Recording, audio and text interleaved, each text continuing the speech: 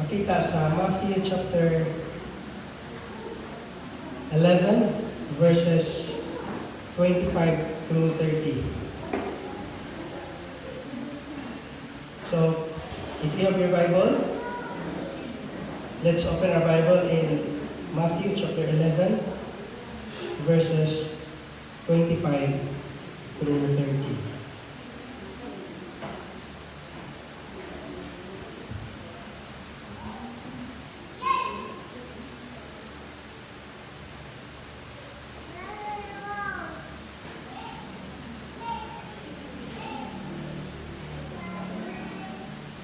Okay?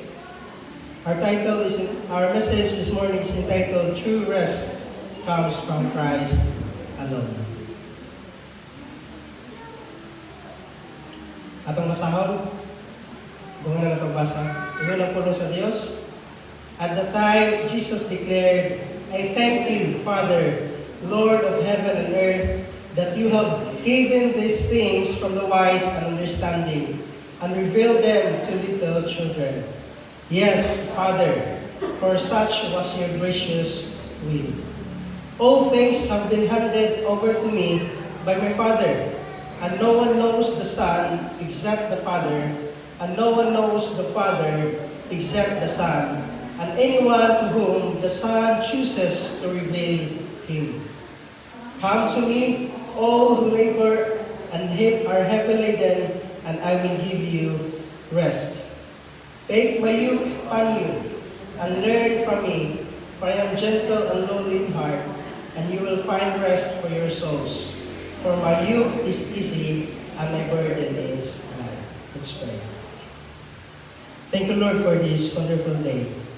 Thank you that you prepared us a message that will comfort us, and will give us the assurance of salvation, that the invitation of Christ our Savior is to come to Him who have burden na tao nga nagtinguha, nangita niya kanino. And Lord, this is our prayer this morning, that you will open our hearts and our minds to understand your word today. Let the Holy Spirit speaks to us aron nga makakaton ni Ginoo sa mga prinsipyo na imong itudlo kanamo, especially in understanding the salvation, aron nga madawat mo ni Ginoo ug mudol mi diha kanimo with open hearts, with a humble hearts, aron makadawat mi sa maong kaluwasan. Lord, we pray that makasing ini kanamo, and we also pray nga amo ning ma-share ngadto sa mga kailan ng mga tao, bisan sa trabaho, bisan asa kami ng community mo dito. Tungod kay nagto may Ginoo ing pulong buhi, una ka panghilog sa mga kinabuhi. Basta Lord, amo kining isalay na kanimo in Jesus name. Amen. Amen. Now, padayon ta sa ato ang series of study, and nanata sa week 3 sa April, and our message is entitled, True Rest Comes from Christ Alone. No? Again, mo ni ang design sa atong mga pastor sa church nga starting from January up to this katapusan sa year 2026, mag-isgot ta og kanang comfort principles nga maghatag nato og kanang kusog, maghatag nato og hinagiban nga makapadayon ta sa atong kinabuhi despite sa mga struggles, despite sa mga problema, despite sa mga trials nga mabot sa atong kinabuhi. And one of those things nga atong point out is kanang mga anxiety, depression, ug uban pa nga problems nga makita nato sa kalibutan, which is very kuan kayo sa atong social media, no? Magtan-aw lang ka sa balita, usahay di ka bantay, ma-depress ka naman. Puro gira, puro gubat, puro away, puro tawa, puro patay. Yan na ang kanunay musul sa ato ang Facebook, no? Sa YouTube, kung magtanaw tayong balita. Wala siguro balita nga good news. Panagsara. Kasagaran nga mga balita, bad news kanunay. Kamantay mo na? No? Nga, o dili ta magbantay sa atong kasing-kasing, dili ta magbantay sa atong unahuna, mapuro mga negative ang atong makuha. That's the main reason nga nung naghimo ta aning atong series, no? To guard our hearts and our minds and to understand our identity, our position in Christ. And that's why our message this morning is entitled, True Rest Comes from Christ Alone. So mag-isip ta karon og tinuod nga pahulay, no? Mula ang atong lisgutan nga karon nga kabutagon. And the main truth nga atong tan-awon karon is that God saves by His grace through Christ alone and gives true rest to those who come to Him. So wala ang atong kwaon karon sa atong mensahe. That the salvation is by God's grace alone, through Christ alone, and gives true rest to those who come to Him. Nga naman, tungod kay ang atong kalibutan daghan og mga problema nga gisagubang. And if we look at our days today, daghan po o mga pagtulungan nga niabot na sa ato ang kinabuhi. And dili ta makapugong that is very inevitable nga naman because of social media. No? Dali na kayo mag-search, mangita og mga comforting quotes, mga comforting messages. Unya, we don't know nga it's very comforting in our ears pero wala di ay mauyon sa pulong sa Ginoo. That's why let's go back to the foundation. Nga atong sabton that by God's grace alone we are saved through Christ alone, and our true rest is to those who come to our Lord Jesus Christ. So that is our main truth nga atong tanawon karon nga kabuntagon. And before ka moadto sa ato ang message, na slide na ako diha ang atong point 1, I will just give you a little background sa ato ang message. If you read, mubalik nagbasa sa verse 20, 22, ngadto sa 24, nagisgot si Jesus Christ anak about the unrepentant cities. No? He talks about Chorazin, nga usa ka syudad, Bethsaida, usa ka syudad, Capernaum, usa ka syudad. And gi-point out ana ni Jesus Christ, ang point ana niya is, if you look at the context, there is a rejection. No?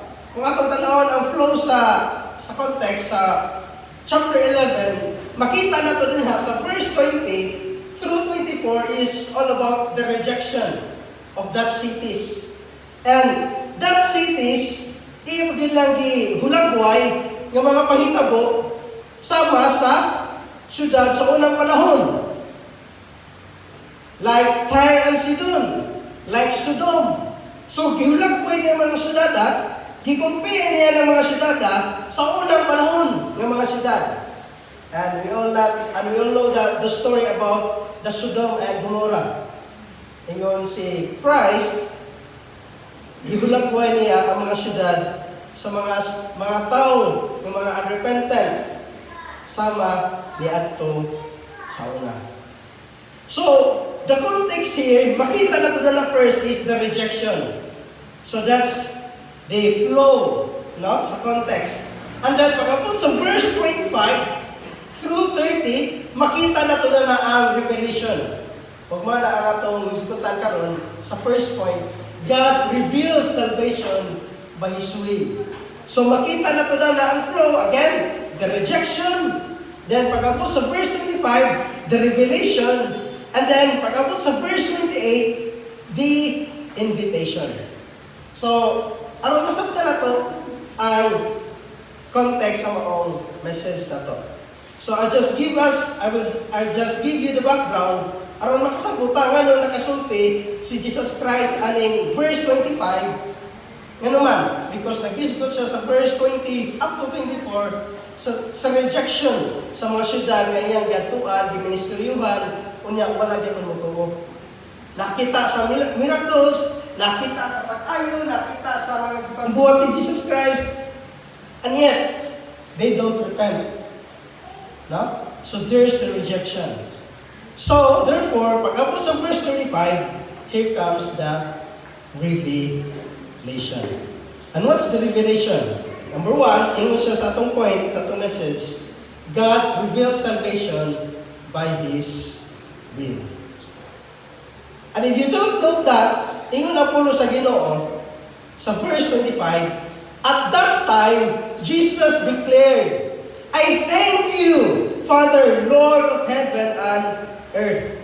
So Jesus begins with thanksgiving. Nga naman, not for human response, wa siya magpasalamat tungod kay ni. Gi-reject niya, nag-reject niya itong mga tawhana, bisag kung saan na niya misteryo ng mga tawhana, huwag yun siya mudawat, just like today. No? Daghang mga street preachers, daghang tagihin mo mga evangelism. Siguro, nanato din atong gi-invite atong mga amigo, mga higana, join ta Bible study, join ta service, join ta og sa mga fellowship, join ta og mga activity. But at the end of the day, dili sila uban. Kasuhan na katagana? Ako mismo kasuhan na katagana.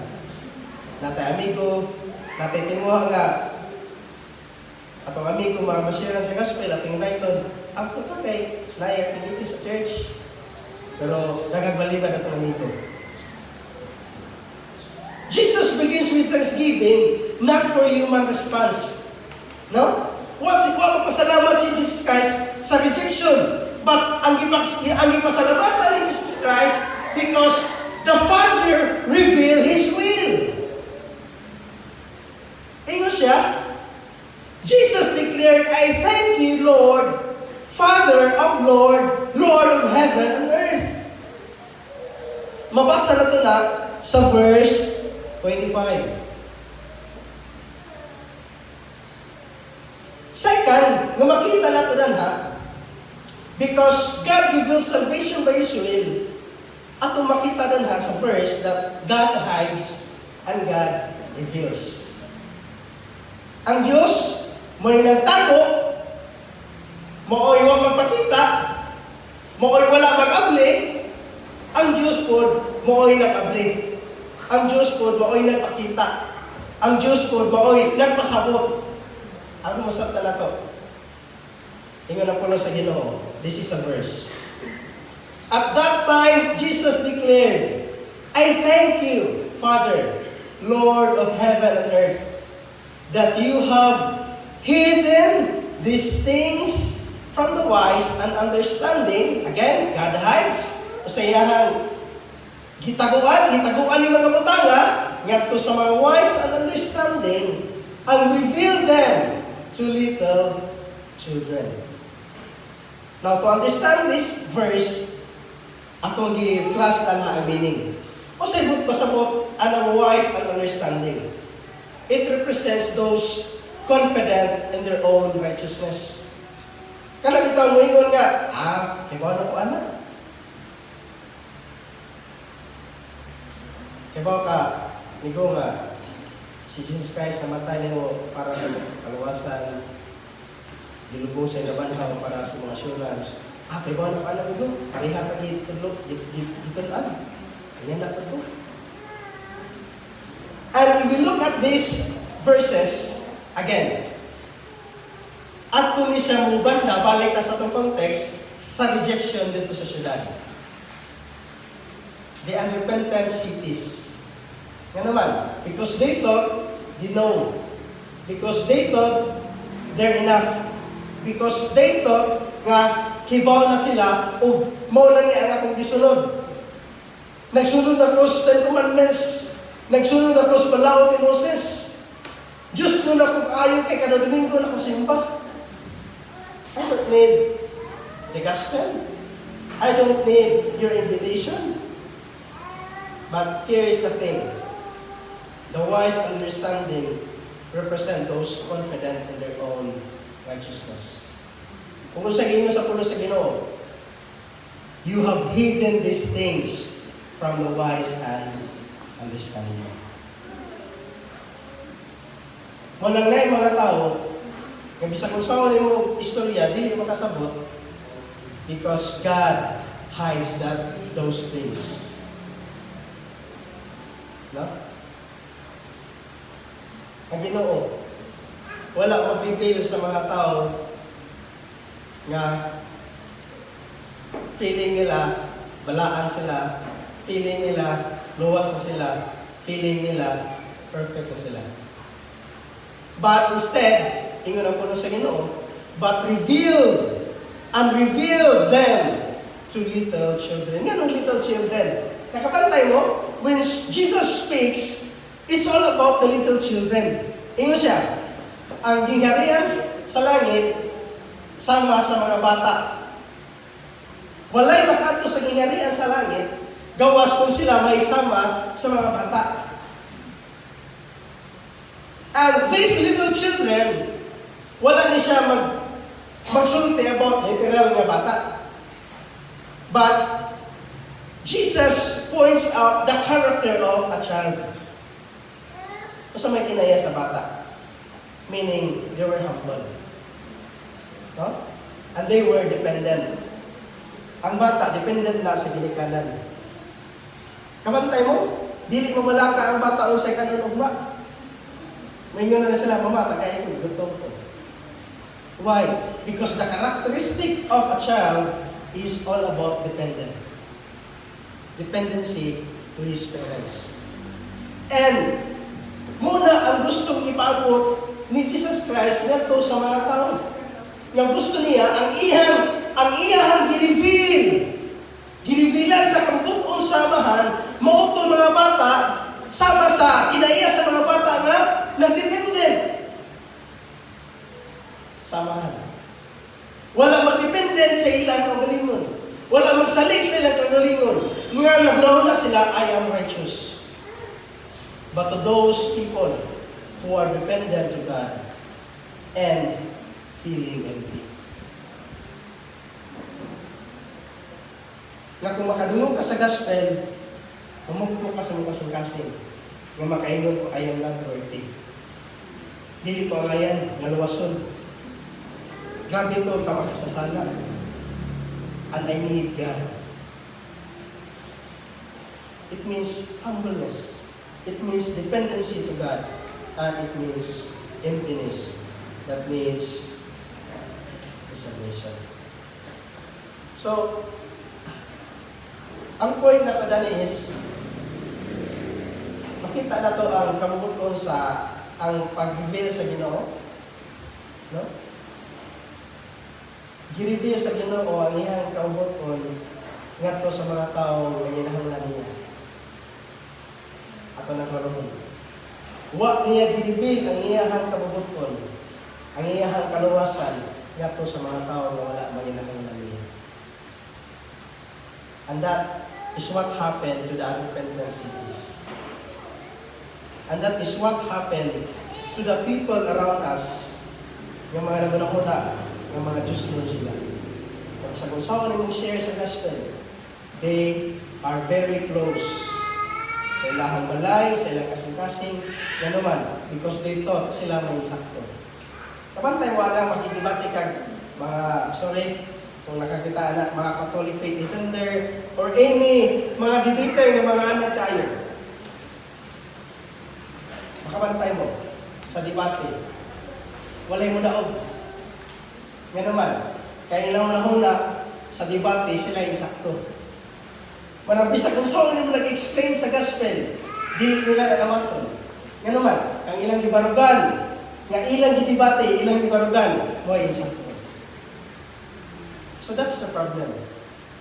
Kung makita na ito din sa maong versikulo, that you have hidden these things from wise and understanding.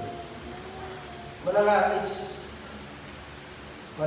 ako yung paistorahon, kawang ba? Sayang nga, makidebate ka online, makidebate ka sa gawas, why mahimong kapuslanan nyo naman?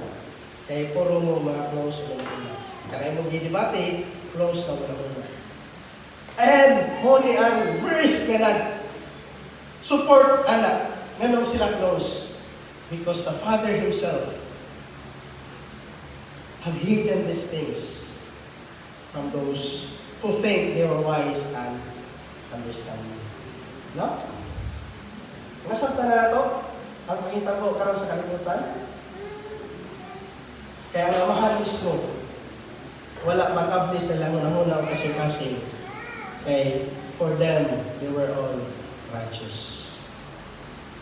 So salvation, ikatulo, makita nato danha sa point sa 1 is God reveals salvation by His will. Is that salvation depends on God's gracious will, not human wisdom. Ingon ang puno sa Ginoo, verse 26, Yes, Father, for such was your gracious will. So ang pagtago, samahan, ngadto sa mga tao na guna-una ang righteous na sila, o pag-reveal sa samahan, ngadto sa mga tao na guna-una na nabinahal na sila sa kaluwasan, it's all from God's gracious will.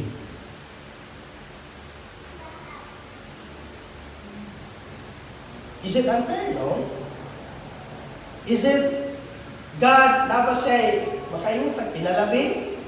No. Why? Because in the first place, we will go to hell. No? Again, in the first place, we all will go to hell. Romans chapter 3 verse 10, no one is righteous, not even one. And yet God revealed His will to you.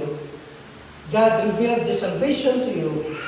That is the gracious will of God. Kaya gihatag niyo. Yan ang gracious. Eh di matangayan. Di kita man tanong di angayan. So, that's grace. No? Nakadawat na, bisag di pa angayan. And not because of human wisdom. Again, verse 25, ano sa gingon? To those God has hidden His things, to those who are wise and understanding. So, the gracious will of God, the salvation, depends only on God's gracious will and not on human wisdom. Nung makaingon ta mga kani si Migot, makasabot yun yung kahuling sayawan kay Bright niya. Kani si Ryan, dali yun yung mudawa sa Ginoo kay Valedictorian ko ni. No. Dili ta makaingon niya nga na. Nga naman. Because the salvation depends on God's gracious will. Meaning, kisa to iyang reveal. Kisa to mga tao nga sama sa kinaya sa bata, ngayon hindi pakitaan sa salvation. Mo to mga tawhana nga nakadawat sa grasya sa Ginoo. Meaning, the idea here is we know God only because He chooses to reveal Himself. Sama na ito karon. We know God. Nakibaw ta sa Ginoo. Nahimutang anak sa Ginoo because He chooses to reveal Himself. Kaya kung wa siya mag-reveal sa iyong kaugalingon, I do believe wala ka kalimutan. No? And that's the point, the idea na makita na to sa point number 1. That God reveals salvation by His will. And we know God because He chooses to reveal Himself. Amen. That's the gracious will of God. Pasalamat ta sa Ginoo na nakailan ta sa Ginoo. Nakadawat ta sa grasya sa Ginoo. Second, Christ alone reveals the Father. And this is very important. Naagay na itong sakto. Christ alone reveals the Father. Ingon ang puno sa Ginoo. Verse 27, at isang basahan. All things have been handed over to me by my Father. And no one knows the Son except the Father. And no one knows the Father except the Son. And anyone to come the Son chooses to reveal Him. So first point na makita natin na is Jesus has full authority from the Father. Again, Jesus has full authority from the Father. Igon ang puno sa inyo, si Jesus mismo na igon, all things have been handed over to me by my Father. Meaning, the authority that God has given to the Son is full. Muna nga, siya ang Diyos nga magluwas sa tao. Siya ang Diyos nga nagsugo sa mga 12 disciples, go and make disciples of all nations. And before He said that, ino siya, all authorities of heaven and earth has been given to me. Meaning, makita na ito that Jesus has the authority, the full authority from the Father. And we will later, masabtan na ito na kung sa'yo pasabot ng authority from the Father. Sa second point na ito. Why? Because only Christ can truly reveal God the Father. At again, ato itong balikon. Para masabtan na ito later on. Kung sa'yo ay diskutan na itong ng full authority. Sa second point, ito siya, only God can truly reveal God. Ikaw na po sa Ginoo. All things have been handed over to me by my Father. And no one knows the Father except the Son, and anyone to whom the Son chooses to reveal Him. Tanawa po sa Ginoo. No one knows the Son except the Father. And sumpay, ako i-highlight no one knows the Father except the Son. Walay na kaila samahan, kundi pinaagi na sa anak, except the Son. And anyone to whom the Son chooses to reveal the Father. Again, and anyone, katong mga tao, diin to whom the Son chooses to reveal the Father. Meaning, if the Son chooses you to reveal the Father to you, and then you know the Father. But if the Son does not chooses you to reveal the Father, and then the Father, and then you will not know the Father. So that's the authority that the Father has given to the Son. Nakuha na to? Ang otoridad nga gihatag samahan mao nga kung kinsa to anak nga imong gipili aron imo kong ipadayag ngadto niya, mao na ang otoridad nga gihatag samahan ngadto sa anak. Ug usa ka butang nga makita nato danha that salvation is through Christ alone.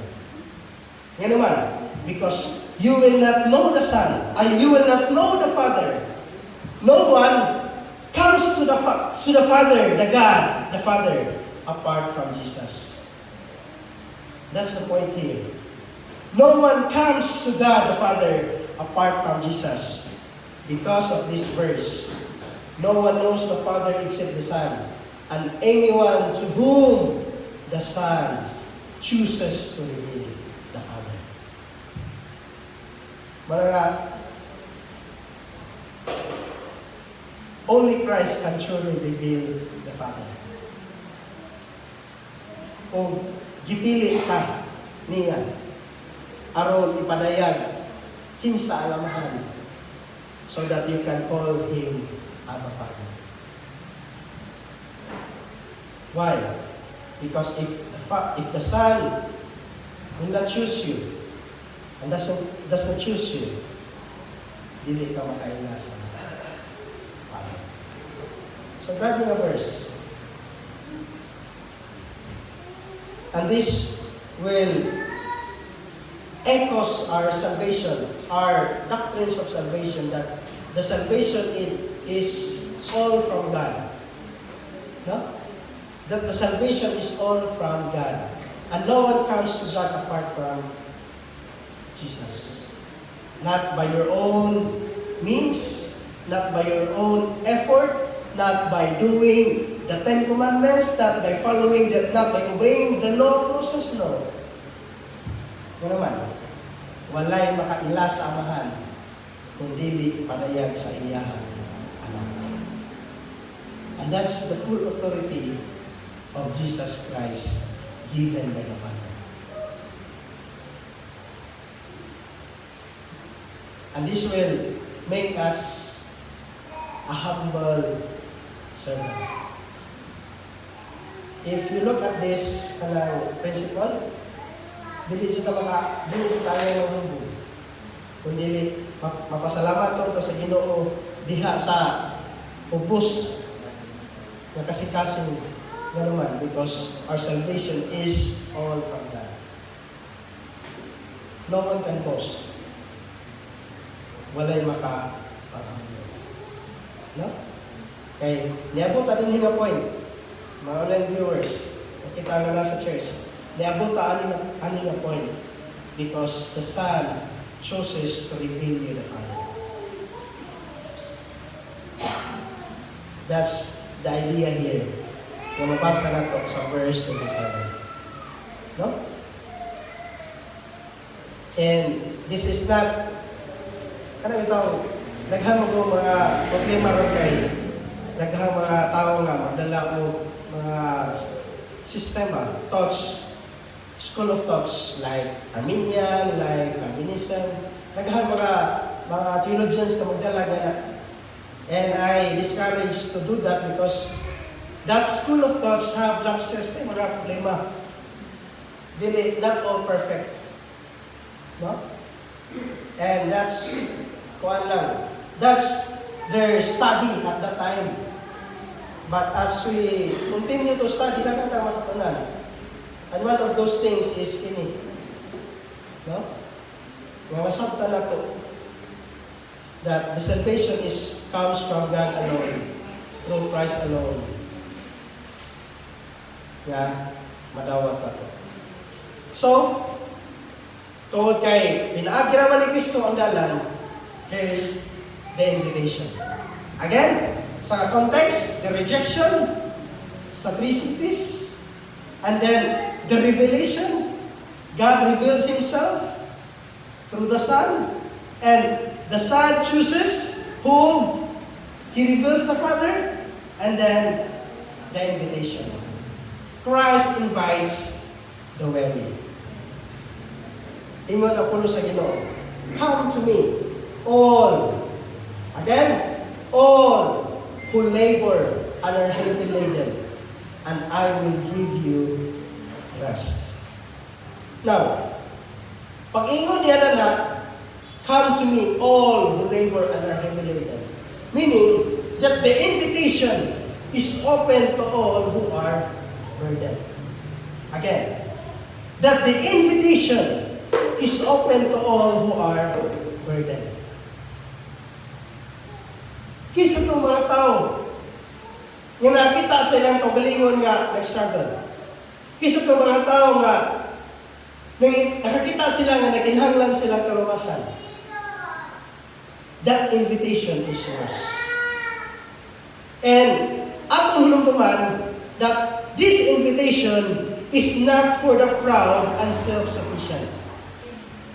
Again, let's remember that this invitation is not for the proud or self-sufficient, but for those who feel burdened and are willing to receive. Ingon siya, come all who labor. Wa siya mingon, come all people. Wa siya mingon. Kay kung ingon siya, all people, apil na itong mga proud, apil na itong mga ni-reject. But here, He says, all who labor and are heavy laden.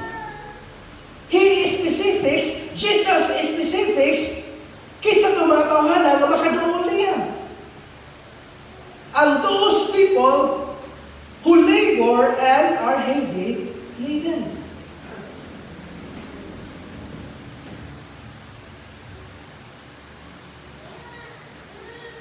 Meaning, makita na ko din that our salvation, manang it's very impossible. Makaingon na lang sa Tagana, very impossible. But not all, not 100%, but most likely impossible.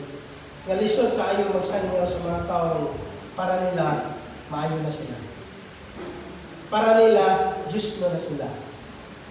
Para nila, wala na sila yung kinahanglan. No? I do every Sunday, church service. Kanunay ko nagsunod sa balaod ni Moses. Buutan ko, walang problema, ako'y kaaway. O ako'y struggle. Lisod. Yan naman. Because dito, they were perfect, they were righteous, and they don't need the salvation, the gospel that we present to them. That's why, ang gi-invite ni Jesus Christ is to those people that they feel empty. Gikapoy,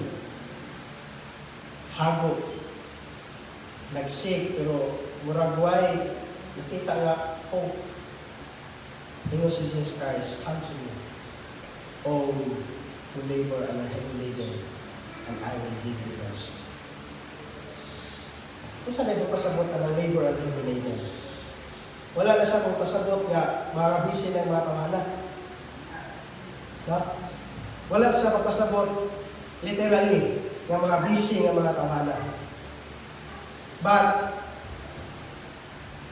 ang good pasabot na kung mabasa ninyo is kato mga tao, the way of the Lord. Remember? Hebrews chapter 10, every day, maghalad sila ngadto sa templo. Every day, magbantay sila nga dili masayop sa lao. Nga naman, kaya kung masayop ka sa usa, sayop ka sa tanan. That's the way of the law. Kabantay ta sa mga Christian churches uban nga hadlokon sila mga pastor nga kung masayop ka, maway mo kaluwasan. Grabing panikawot. Grabing hilak. Grabing dapat tapos sa Ginoo balik kay nagunaon na sila. Naway na kaluwasan kay nasayop sila sa usa ka balawon.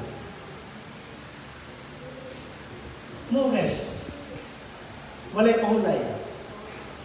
Sa una, kaya imagine ko ba, mga churches o balingan na, and na-feel na ako na kay nabuhi ko ba sa word before nga ingan na ilang teaching sa church, i-share ito siya na ako. And he struggled a lot. Yan naman, kanunay siya mabantay because wala siya assurance of salvation. You know what ka lang? Wala assurance of salvation, kung magunahon na, masipyat, mawa, kalawasan. Apoy. And that's the way of the law. Magbantay ka sa imuhang kinabuhi, kapoy na.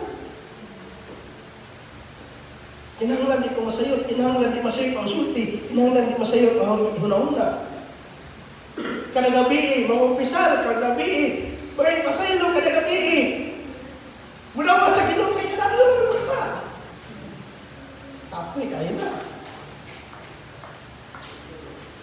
And that's the kind of people sa panahon ni Jesus Christ. Ano man, many Pharisees at the temple sa una, grabe kaayo, dominant kaayo ang mga follower sa law of Moses. Walay makaperfecto sa balaod ni Moses. So, those people na giingon niya, those who labor and heavy laden, is not the busy people working their daily routine. No.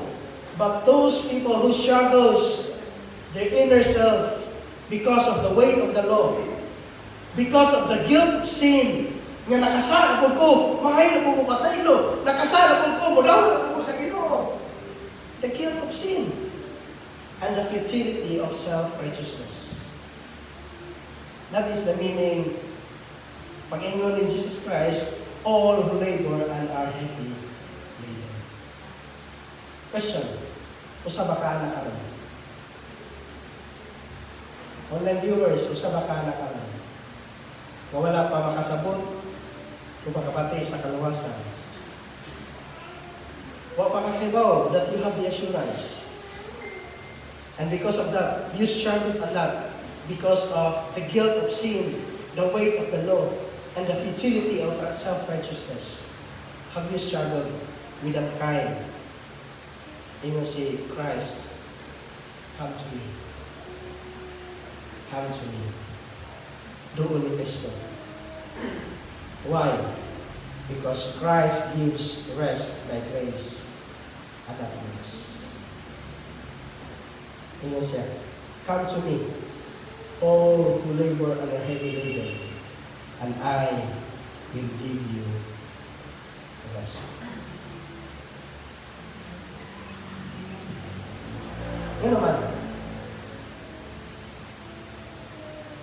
Yan naman nga, si Kristo naman ang makahatag na ito o pahulay. What do you think? Why Christ is the ultimate rest na ato madawat? Why? Because true rest is found in Christ, not in our efforts. Through the finished work of Christ on the cross, that's where we find our true rest. If you understand that our salvation is finished 2,000 years ago, it is finished. And then, wala na makinahanglan ng effort ninyo. Wala na kay idugang 1%, 10%, 50% para sa inyong pag-iwasan. Wala sa mayon, it is partially finished. Kay sundan pa ninyo ang malaog. Wala sa mayon pagkamatay, it is partially finished because you need to obey you need to obey the law. You need to make it perfect until I come. Wala sa mayon. But He declared before He died, it is finished. Meaning, our true rest is found in Christ. Yan naman, nahumana. Kung dili na makinahanglan sa ato ang effort. Wala kay bidugang sa inyong kalawasan. Kung nag-struggle ka karon, Christ died for your sin. Christ died for your sin. No? Kung guilty ka karon sa musala, Christ cleanses our sins. And when Christ forgive our sins, ano siya? Sa Colossians 2, verse 14, 15, when Christ forgave our sins, He forgave us forever. No? It's an aorist form, meaning, gipasaylo ka karon hangtod sa kahulugan. Wala na guilty. Because your spirit is now perfect. Yeah? The struggle is in our flesh. But when it comes to our salvation, but when it comes to our spirit, it is 100% perfect. And we can find rest in Christ. Kung kaya dito wala ka, kung balik ang Ginoo karon, kauban ka. And that is true rest. Wala tinuod nga kapahulayan. Wala tinuod nga kapahulayan. And lastly, Christ gives a gentle yoke. Ang yoke, makita na ito na sa ilahang culture sa una because nagamit na sila sa farming, no? May mga yoke. Take my yoke upon you and learn from me. For I am gentle and lowly in heart, and you will find rest for your soul. A yoke implies submission. Ingon siya, take my yoke upon you. It implies submission to Christ. And when we submit to Christ, it leads us to freedom. Again, ingon si Christ, take my yoke upon you. Christ wants us to submit to Him. Ang gusto niya. Dili siya gusto nga kita'y magbuot, kita'y maguna, kita'y magtrabaho. No. God wants us to be under Him. Pero man, He do the works. We just need to submit to Him. And this submission to Christ lead us to our freedom. Nga naman, kaya kung submit sa kamatayon ni Jesus dito sa cross, walang tayong nalaon. The truth will set us free. We will not think that we need this, we need that. We need to obey this, we need to obey that. Mga butang, maghihiro nila sa una. Yan naman, kaya yung freedom in Christ. And obedience leads to rest. Ikaw na lang tamo sunod ni Christ.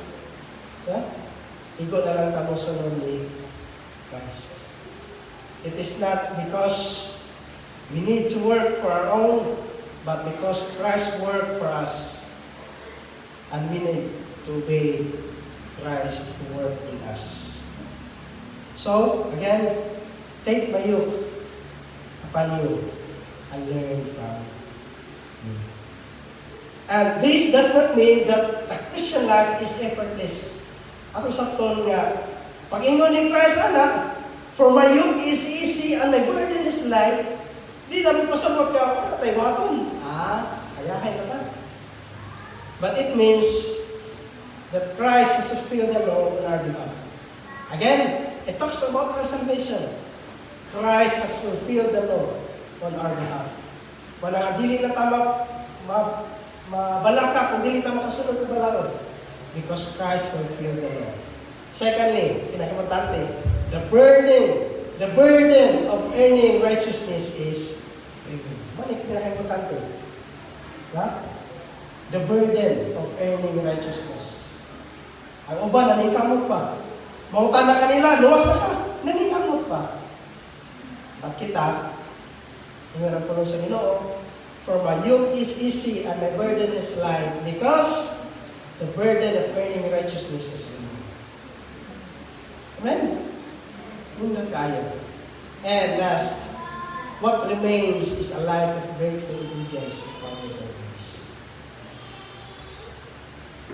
Wala na ito obedience to Christ that is empowered by grace. Parang natin din natay fellowship, natay service, natay singing, natay word of God, natay evangelism, natay mga activity. That's part of our obedience. Grateful obedience empowered by God's grace. No? Wala na itong burden, wala na itong kabalaka, wala na itong guilt, wala na. All we have right now is our full obedience, our grateful obedience to God, empowered by God's grace. Meaning, following Christ brings peace and not passion. Ang tinuod na nagsunod ni Kristo, pagdala na ito o kalinaw o dili passion, dili burden, dili kabalaka, dili anxiety. No? We have that full rest. And because we receive that true rest, Christ, following Christ, brings us peace. Kung dili pressure sa ato ang Christian life. Amen? Na-pressure ba ito? Wala. Wala na. Wala na ito. Wala ka. Wala ka. Malawasan. Wala na. Wala na ito. Wala ka nga. Naikuwang. Naikumanlis. Wala ka masunod. Wala na. Wala na ito. Wala ka. Kumakaon. Nagbawal. Wala ka. Kalawasan. Wala na. Wala. Pero mabantay na lang ta. Bantay na lang ha. Kumakaon ta. Basta may mapandol. Kung wala makasa. Katana. Pero noon ka. Mabala ka. Kaya mawai mo kalawasan. Kumakaon. Kagawal. Wala na. Amen? So following Christ brings peace, not pressure. So what's the application? Upat. First, humble yourself before God. Yan naman. Because according to the Bible, God hidden those things to the wise and understanding. God opposes the proud. No? God opposes the proud, but gives grace to the humble. James chapter 4, verse 6. That's why the first thing that we need, especially you, online viewers, kita na pa din. If you think you did not receive the salvation, humble yourself before God. Kinahanglan ka magpaubos sa pagkahulingan. And we need to acknowledge that we are sinners and we need salvation in Christ. Ikaduha, stop trusting in your own efforts. Yeah? Dili na tamo salit sa pagmamaling paningkamot. Again, because Christ removed all things kaangay na pagbuhaton ang madawat ato. And Christ fulfilled the law. So, stop trusting in your own effort. Stop wasting your energy. Nga, maningkamot ka aron maluwas ka. Stop doing that. Instead, katulo, come to Christ. Why? Because in Christ, there is rest. True rest is found in Christ. Ikuha sa Ginoo ang tanang burden. Ikuha sa Ginoo ang tanan ng mga problema, kabalaka, and gives us true rest. So what we will do? Let's come to Christ. Doon kami. Paubos ang pagmulingon. Dili tamo saling sa atong mga trabaho. Doon tayo ni Kristo.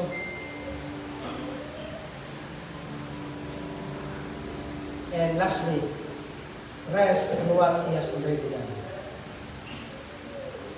Muna pinakalimdot. Marang Pinoy nga nakasabot sa kaluwasan, adunay kalinaw. Adunay kanang kahupay sa kasing-kasing. Ano man, makasalit ta ni Kristo sa iyang libuhan dito sa cross. And we need just to rely Him, to trust in Him, to fully dependent to Christ. Ano man, kasi Kristo ang ating kinulas. I hope and I pray that this message will give us and enlighten our hearts and our minds. Na kung naay magpata na ito karon, naay guilty pa karon na ito sa ano-adlaw ng kinabuhi, naay nag-struggle karon na sa iyang kinabuhi, following Christ. Here is the answer. Christ said, "Come to me, who labor and are heavy laden, and I will give you rest." Let's pray. Thank you, O God. Salamat, Ikaw ang Diyos.